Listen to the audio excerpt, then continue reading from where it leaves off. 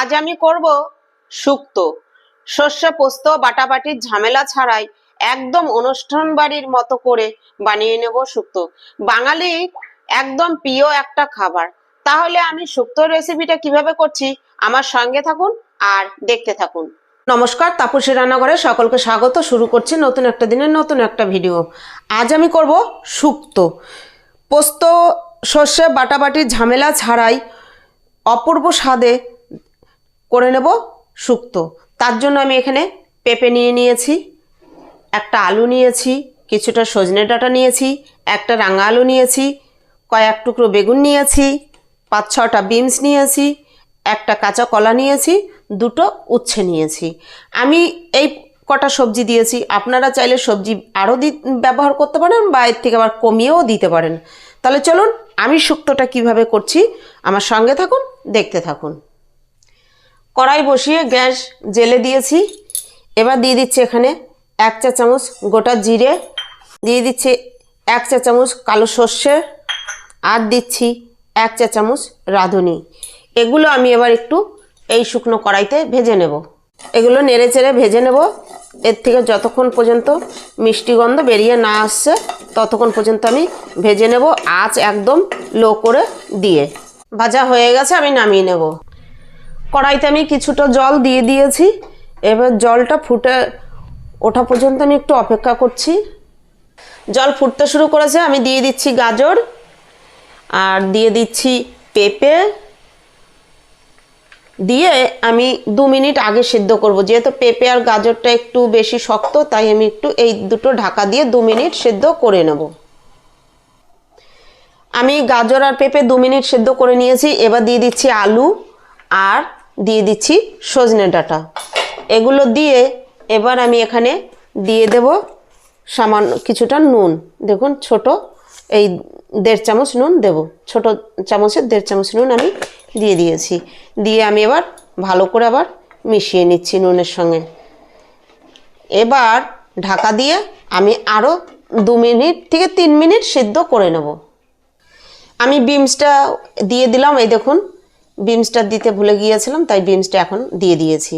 দিয়ে এবার ঢাকা দিয়ে দিচ্ছি আবার। আমি 3 মিনিটের মতো সিদ্ধ করে নিয়েছি।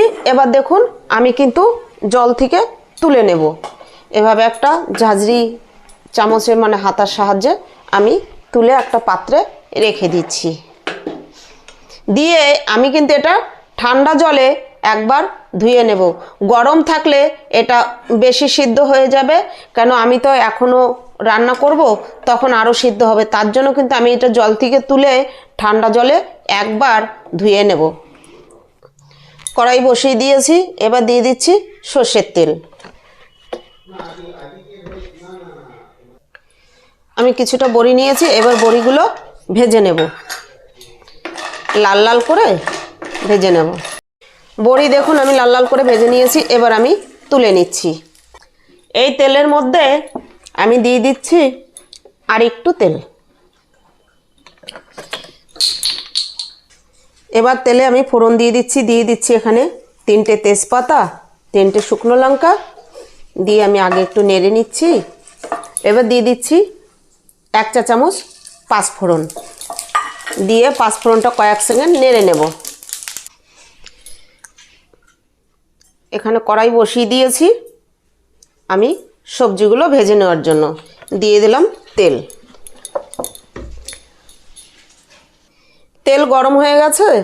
এই তেলের মধ্যে আমি দিয়ে দিচ্ছি এই ছোট 1 চামচ নুন। দিয়ে প্রথমে আমি কলাটা ভেজে নেব।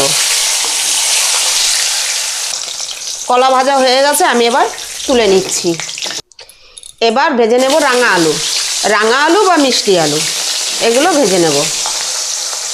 আলু ভাজা হয়ে গেছে, আলু আমি তুলে নিচ্ছি।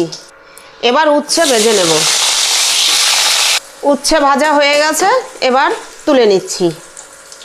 এবার বেগুন ভেজে নেব। দেখুন শুক্তোটা কিন্তু আমি না ভেজেও করতে পারতাম, অনেকেই আছে না ভেজেও করে। তবে এই যে সবজিগুলো উচ্ছে, রাঙা আলু, তারপরে কাঁচকলা, বেগুন, এগুলো একটু ভেজে নিয়ে রান্না করলে শুক্তোর টেস্টটা কিন্তু অনেকটাই আলাদা হয়, মানে বেশি হয়। আর এমনি সব কিছু কাঁচা অবস্থায় রান্না করলে তার টেস্টটা আলাদা হয়। দেখুন আমি কিন্তু এই বেগুনগুলো লাল লাল করে ভেজে নেব। বেগুন ভাজা হয়ে গেছে, বেগুনগুলো আমি এবার তুলে নিচ্ছি। ফোড়ন আমার হয়ে গেছে, এবার ফোড়নে দিয়ে দিচ্ছি আমি 1 চা চামচ আদা বাটা। আদা বাটাটা দিয়ে আজ একদম লো রেখে কয়েক সেকেন্ড নেড়ে নেব। আদা বাটা দিয়ে কয়েক সেকেন্ড নেড়ে নিয়েছি, এবার দিয়ে দেবো আমি ভাপিয়ে নেওয়া সবজিগুলো।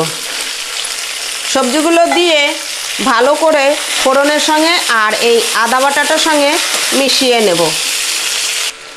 আদা বাটার সঙ্গে ভালো করে মিশিয়ে নিয়েছি, এবার দিয়ে দিচ্ছি আমি নুন। প্রথমে ছোট 1 চামচ দিলাম, আর এই দেখুন 1/2 চামচ। ভাপানোর সময় আমি নুন দিয়েছি, আবার সবজিগুলো যখন ভেজে নিয়েছি সবজি ভাজার মধ্যেও কিন্তু আমি নুন দিয়েছি। তার জন্য এখন একটু নুনের পরিমাণ আমি কম দিয়েছি, পরে আমি একবার দেখে নিয়ে লাগলে আমি ব্যবহার করব। আজকে আমি যেভাবে সেই শুক্তোটা রান্না করছি আপনারাও এভাবে একবার রান্না করে খেয়ে দেখবেন। একদম শুক্তোতে অনুষ্ঠান বাড়ির মতন যে টেস্টটা হয় সেই টেস্টটাই পেয়ে যাবেন। এবার এই নুন দিয়েছি, একটু নুন দিয়ে মিশিয়ে নিয়েছি।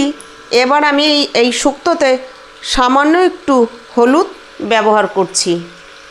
আপনারা চাইলে হলুদটা ব্যবহার নাও করতে পারেন, আমি করেছি তাতে কালারটা একটু ভালো হবে তাই। এবার হলুদটা দিয়েও আমি মিশিয়ে নিচ্ছি। এবার এইভাবে আমি আঁচ মাঝারি করে দিয়ে 2 থেকে 3 মিনিট একটু কষে নেব। সব কিছু দিয়ে আমি ভালো করে মিশিয়ে নিয়েছি, এবার আমি ঢাকা দিয়ে দিচ্ছি। ঢাকা দিয়ে আমি 2 মিনিট কষিয়ে নেব। ঢাকা তুলে নিচ্ছি। দেখুন আমি 2 থেকে 3 মিনিট বেশ ভালো করে কষিয়ে নিয়েছি। এবার এখানে দিয়ে দিচ্ছি এরকম বড় 1 বাটি, মানে চায়ের কাপের 3 কাপ দুধ হবে, 3 কাপ দুধ। এবার দুধ দিয়ে আমি মিশিয়ে নিচ্ছি। এবার এই বাটির মাপেই আমি জল দেব।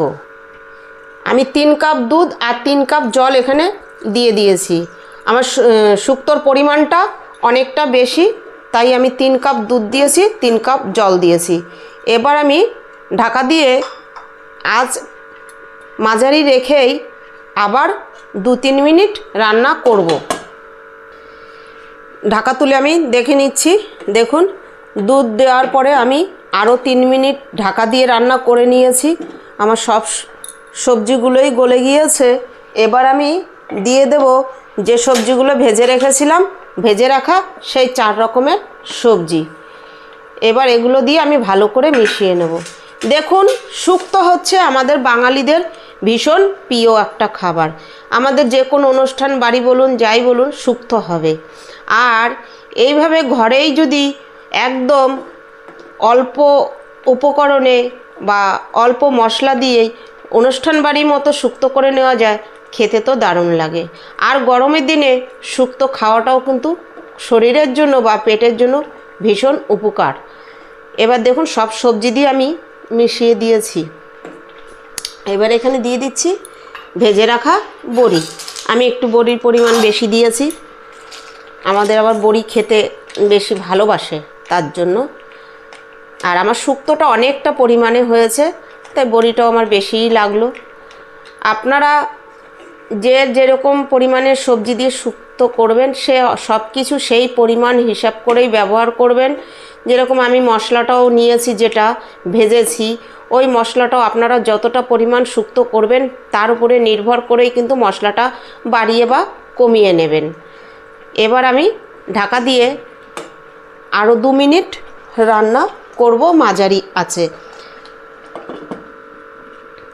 আমার এই রেসিপিটা যদি আপনাদের ভালো লাগে লাইক কমেন্ট সাবস্ক্রাইব করবেন। সাবস্ক্রাইব করে পাশে থাকা বেল আইকনটি প্রেস করে নোটিফিকেশনটি অন রাখবেন। যখনই আমি এরকম নিত্য নতুন ভিডিও আপলোড করব পৌঁছে যাবে সবার আগে আপনাদের কাছে। সমস্ত সবজি দিয়ে আমি 1 মিনিট ফুটিয়ে নিয়েছি। এবার দেখুন আমি সামান্য পরিমাণ একটু আদা দিয়ে দিচ্ছি। এভাবে যদি আদা দেওয়া হয় এর টেস্টটা কিন্তু ভীষণ ভালো হয়। আর এই যে আদার একটা সেন্ট, এই সেন্টটা ভীষণ ভালো লাগে। আমি শুক্তো করলে এরকম দেই। আমি শুক্তো করলে এক এক সময় এক এক রকম করি, তবে আমার কাছে এরকম একটু কাঁচা আদা দিয়ে দিলে ঝোলের উপরে তার সেন্টটা বেশি ভালো লাগে। এবার আমি আদা দিয়ে আরও 2 মিনিট ঢাকা দিয়ে দিচ্ছি। আদা দিয়ে আমি আরও 1 মিনিট রান্না করে নিয়েছি, ঢাকা তুলে নিয়েছি। এবার আমি দিয়ে দিচ্ছি, দেখুন, 1 চা চামচ চিনি। আমি এখানে 1.5 চা চামচ চিনি ব্যবহার করছি। আপনারা চিনিটা যেরকম মিষ্টি খাবেন সেই পরিমাণে ব্যবহার করবেন। এবার চিনি দিয়ে আমি ভালো করে মিশিয়ে নিচ্ছি।